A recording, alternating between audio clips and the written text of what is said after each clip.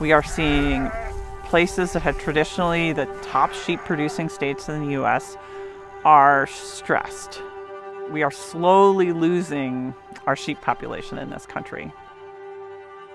I needed a way to provide farm income, and looking around, I discovered that people were using sheep on solar, and I learned about solar grazing, and I could see that it worked. The vegetation grows. The sheep are brought to the solar array from their home farm, and the movement of the sheep is critical. The sheep need to be moved from point to point to point across the site in a planned rotation. It's important to have the grass underneath the panels. The problem is it grows. And so we have to have a way to keep that grass below the panels. You've got two options, mechanical or livestock. We love the livestock option because it's healthier for the grass. The higher it is on top, the longer the roots are on the bottom. So you want taller grass in order to have a better ability to get that deep water in the ground. And with the solar grazing, we really have restored a bunch of the healthy soil ecology, and that will form the baseline for healthy insect populations, healthy bird populations, and so on. Keep going. Jack, are you ready?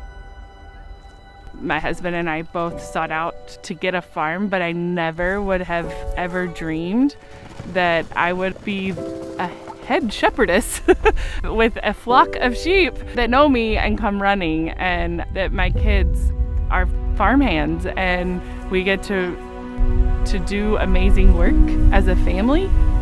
The solar field is a big instrument in allowing us to full-time farm without the 9-to-5 job. We are able to have a small piece in this amazing project.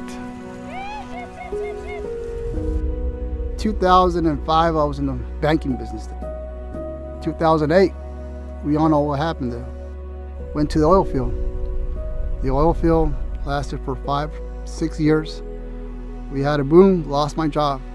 The opportunity came to be a solar grazer, and I think we have a job for a long time. We started with 27 head of sheep, and right now we're running close to 2,000 head of sheep. It keeps blowing my mind.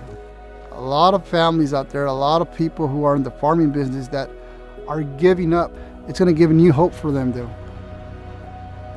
This is probably the biggest site in the U.S. as far as year-round grazing. A lot of eyes are on this site for what's going to happen with it and how it's going. So, especially in Texas, you have a lot of skeptics on the solar piece just because we are taking up agricultural land with this energy. But once I figured out that we could combine agriculture and keep a lot of this country in ag production, it really kind of changed my mind on what we could do with this land and keep it in some ag production to feed America, but also be able to generate energy at the same time.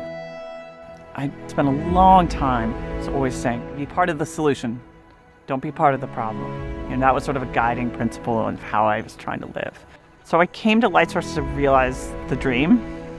It is absolutely how to execute solar grazing at scale and to make a significant difference. And oh boy, the momentum, the giant wave of it all.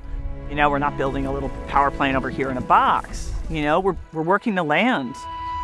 So it seemed like, well, these are two industries that need each other. They need each other now. Have a little patience and let's get it done.